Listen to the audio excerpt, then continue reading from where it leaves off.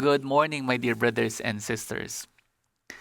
Yesterday, we were reminded to keep our hearts pure and not allow it to be defiled by malice, deceit, just, licentiousness, etc. Because what we keep in our hearts get enfleshed in our daily choices in life. Our first reading today is another classic example. When Solomon was old, his wives had turned his heart to strange gods, and his heart was not entirely with the Lord his God. We know that Solomon had been given a tremendous gift of wisdom from God, but his heart eventually became filled with lust and malice and licentiousness. And this became enfleshed in his choices, especially in marriage. He married hundreds of women from many different nations and religions. Perhaps he sought to increase the influence of his kingdom by making alliances with these other nations through marriage.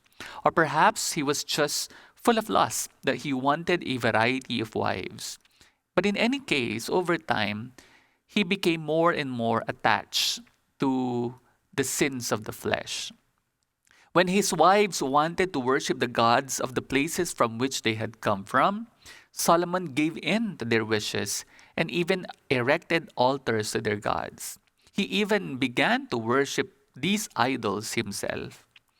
Because Solomon turned his heart away from the worship of God alone, the Lord said to him, Since this is not since this is what you want, and you have not kept my covenant and my statutes which I enjoined on you, I will deprive you of the kingdom. The tragedy of Solomon's fall from favor with God teaches us an important lesson. We must be careful with our hearts and with the many attractions that we may have.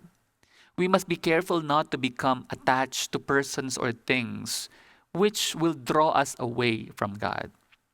And also, we must be careful with the people that we surround ourselves with. When we are weak, we should be careful with friends that we mingle with. They may overpower us and lead us into temptation, or we may learn their ways. Our psalm today gives us a similar warning. God's people mingled with the nations and learned their works. They served their idols, which became a snare for them. But on the other hand, when we surround ourselves with faith filled people, we can learn their ways and we can increase in our faith as well. As one wise man said, how do you become smart? Well, you gotta mingle with smart people. So how then do you increase in holiness? Well, be in the company of the saints. Be in the company of holy people. While this, of course, should not prevent us from reaching out to sinners and being in the company of sinners as well, but we must set a good foundation for ourselves by always and first being in the company of the holy and the saints. Amen.